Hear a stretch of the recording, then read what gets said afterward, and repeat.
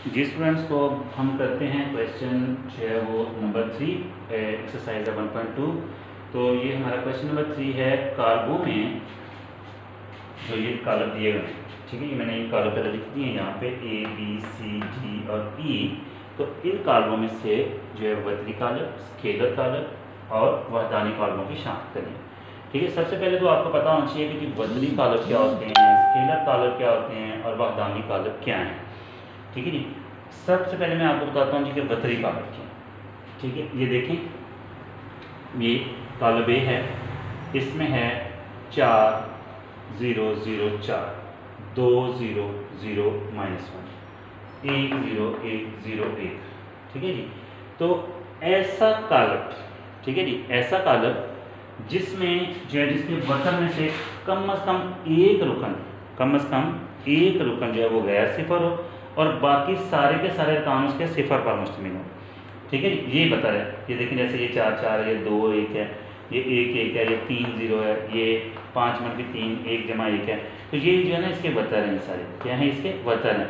तो वतरी कॉलम जो है वैसा कॉलम है जिसके जो है क्या कहते हैं सिर्फ वतर के अरकान हैं, दूसरे अरकान नहीं। जो वतर के अरकान हैं उनमें से कम एक या सारे ही गैर सिफर हों, कम से कम एक या सारे ही गैर सिफर हों, और बाकी वतर के अलावा जो बाकी जितने भी अरकान हैं, चाहे वो 2 हैं, चाहे वो 5 हैं, चाहे वो जितने भी हैं, वो सारे के सारे सिफर पर मुश्तमिल हों, तो वो वतरी कॉलम है।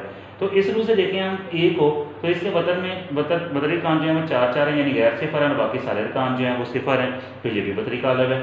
ठीक है जी। इसके बाद हम देखें जो सेट बी जो है, इसके जो वतर के अरकान है वो भी 2 और -1 है, वो गैर सिफर है, और बाकी अरकान जो हैं वो देखें ये 0 0 हैं, ये भी सिफर हैं, तो ये भी वतरी कॉलम है। ठीक है जी। इसके बाद हम सी देखें, तो इसके वतर के अरकान जो है वो दोनों 1 1 यानी गैर सिफर है, और बाकी अरकान जो है वो सिफर पर मुश्तमिल है, तो ये भी वतरी कॉलम है। डी देखें, तो इसके जो है वो अंदर क्या कहते हैं सिर्फ 3 जो है, ये वतर के अंदर एक रुकन जो है वो गैर सिफर है, और बाकी सारे के सारे अरकान जो है सिफर पर मुश्तमिल है। तो मैंने आपको पहले बताया कि वतरी कॉलम ऐसा कॉलम है जिसके वतर में से कम एक रुकन, ठीक है जी, गैर सिफर हो, कम से कम एक रुकन, ज़्यादा मतलब सारे के सारे जैसे ये 1 1 है या 2 1 है, ठीक है, तो ये गैर सिफर हैं, तो फिर भी वो वतरी कॉलम है, लेकिन कम से कम एक रुकन जो है वो गैर सिफर हो और बाकी सारे के सारे अरकान सिफर पर मुश्तमिल हो, तो वतरी कॉलम है। तो इस तारीफ की रूह से जो है वो ये डी भी जो है वो वतरी कॉलम है। इसी तरीके से ई को हम देखें, तो ये 5 -3 = 2 और 1 + 1 = 2, तो ये भी दोनों गैर सिफर अरकान आ रहे हैं, और बाकी जो हैं इसके अरकान जो है वो सिफर पर मुश्तमिल है, तो ये क्या है, ये एक क्या है, वहदानी सॉरी जो है वतरी कॉलम है। तो अगर हम वतरी कॉलम की रूह से देखते हैं, तो ए बी सी डी और ई जो है, इन सब के सब जो हैं वो जो कॉलम हैं, इनके जो वतर हैं वो एक या दोनों के दोनों जो है वो गैर सिफर है, बाकी सारे अरकान सिफर पर मुश्तमिल है।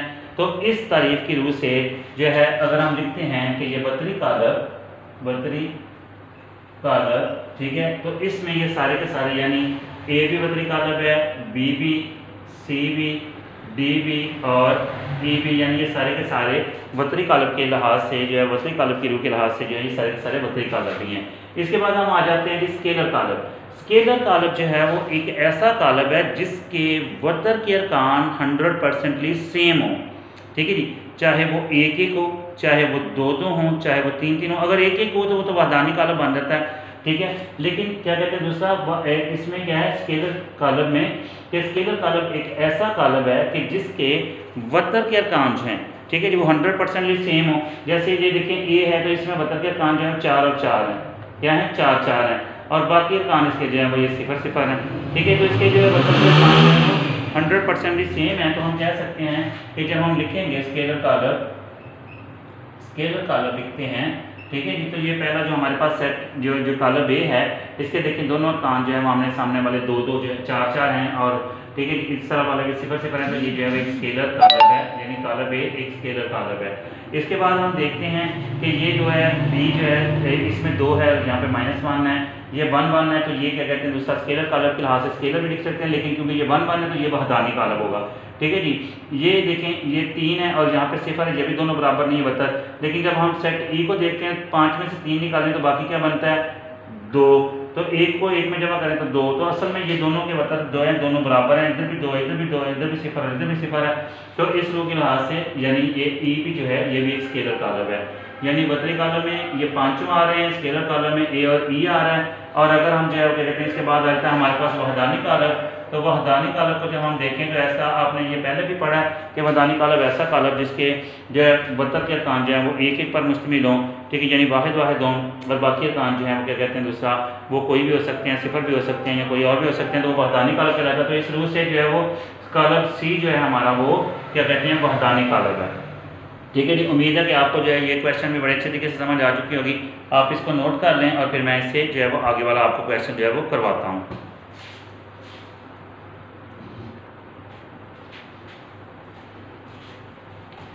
जी स्टूडेंट्स, तो अभी देखते हैं हमारा जो है वो चौथा क्वेश्चन है, कॉलमों के मनफी कॉलम मालूम करें। और जो सिलेक्टिव सिलेबस दिया गया है उसके मुताबिक इसमें सिर्फ दो जुज़ दिए गए हैं, यानी क्वेश्चन नंबर 4 के दो जुज़ दिए गए हैं, जिसमें जुज़ ए है और जुज़ डी है। सबसे पहले आपको पता होना चाहिए कॉलमों के मनफी कॉलम का क्या मतलब है। यानी कॉलम अगर ए हमारे पास है, ठीक है, ये कॉलम ए है, ठीक है जी, तो कॉलम ए के मनफी कॉलम का मतलब है कि कॉलम ए के अंदर जितने भी अरकान हैं हम उनकी जो है क्या कहते हैं दूसरा सारी की सारी अलामतें चेंज कर देंगे। यानी कॉलम ए का हम मनफी कॉलम लेंगे तो हम इसको कहेंगे कॉलम ए के साथ माइनस लगा देंगे, और जो है वो क्या कहते हैं इसके जितने भी अंदराज हैं सारी की जो है वो अलामतें हम जो है वो चेंज कर देंगे। यानी ये कॉलम ए है, ठीक है जी, और इसका मनफी कॉलम जो है इसको माइनस से मल्टीप्लाई कर देंगे तो अंदर वाली सारी की सारी अलामतें जो है चेंज हो जाएंगी। जो प्लस है वो माइनस हो जाएगा और जो माइनस है वो प्लस हो जाएगा। तो हम इसको कहेंगे कि ये जो है ये मतलब जो माइनस ए है ये कॉलम ए का मनफी कॉलम है। इसी तरीके से जो है क्या कहते हैं दूसरा हम जब देखते हैं कि कॉलम डी जो है, ठीक है,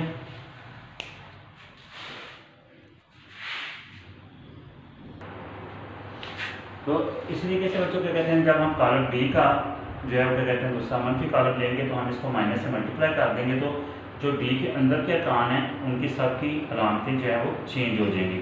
यानी जो माइनस है वो प्लस हो जाएगा, जो प्लस है वो माइनस हो जाएगा। यानी हम इसको लिख देंगे -3 है तो ये हो जाएगा +3, यानी प्लस लिखने की साथ जरूरत नहीं होती। ये 2 था तो -2, ये -4 था तो 4 और ये 5 था तो ये -5। यानी माइनस मनफी कॉलम का मतलब है किसी भी कॉलम का कि मनफी कॉलम का मतलब है कि उसके अरकान को जो है वो उसके अंदराज जो हैं कॉलम के अंदर जो अंदराज हैं उनकी जो है क्या कहते हैं दूसरा पोजीशन मतलब क्या कहते हैं उसकी जो है वो अगर प्लस है तो माइनस में तब्दील कर दें, अगर माइनस है तो प्लस में तब्दील कर दें, ठीक है, ये उसका कॉलम का मनफी कॉलम होगा। ठीक है, इसके बाद हमारे पास है जी क्वेश्चन नंबर 5 है एक्सरसाइज नंबर 1.2 का। तो ये है कॉलमों का ट्रांसपोज कॉलम रूप के, ये बहुत ज़्यादा आसान है, ठीक है, और क्या कहते हैं दूसरा इसमें सिर्फ और सिर्फ ये होता है कि जो है मतलब क्या कहते हैं जो कॉलम है, ठीक है, उसकी हम कितार को कॉलम में या कॉलमों को कितारों में तब्दील कर देते हैं, इसको कॉलम का ट्रांसपोज कहते हैं। तो ये क्वेश्चन नंबर 5 में जो है सिर्फ और सिर्फ 3 जूस दिए गए हैं जो सिलेक्टेड जो मतलब सिलेबस है, तो मैं आपको वही करवा देता हूँ। जैसे ये पहला है सेट है हमारे पास बी, ठीक है, ये सेट बी हमारे पास है, तो सेट बी में है यानी लिखा हुआ है 510, ठीक है, तो ये एक कितार है, तो हम इस कितार को जो है क्या कहते हैं दूसरा जब हम इसका ट्रांसपोज लिखेंगे तो लिखेंगे बी के ऊपर टी डाल देंगे ट्रांसपोज के लिए, तो हम इसको जो है जो कितार है ये 510 हम इसको कॉलम बना देंगे 510, यानी कितार को कॉलम में तब्दील कर दिया, तो ये हम कहेंगे कि ये जो नया कॉलम आया है ये कॉलम जो है वो कॉलम बी का ट्रांसपोज कॉलम है। इसी तरीके से सी है, तो ये सी देखेंगे इसमें जो है वो 3 कितारें हैं और 2 कॉलम है।